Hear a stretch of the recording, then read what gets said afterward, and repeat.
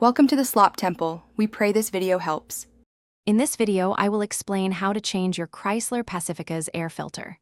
First, make sure your Pacifica is parked safely on a level surface. You'll need a new air filter and a Phillips head screwdriver.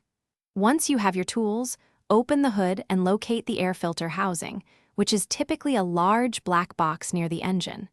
This simple maintenance can improve your vehicle's performance. Now, let's get to the filter. Use your Phillips head screwdriver to loosen the clamps or screws holding the air filter housing together. There are usually 2 to 4 clamps.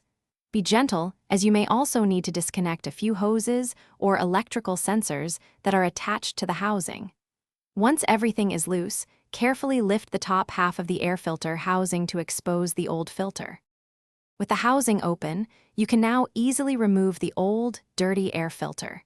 Take a moment to inspect the housing for any leaves, dust, or other debris and wipe it clean. Now, carefully place your brand new air filter into the housing.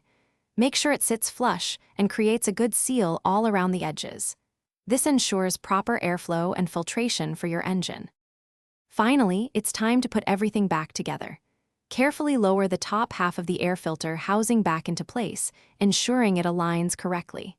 Fasten all the clamps or screws you loosened earlier, and don't forget to reconnect any hoses or electrical sensors. Double-check that everything is secure. Close your hood, and you're all set. Your Pacifica now has a fresh air filter. Thanks for watching. Consider subscribing if we helped you.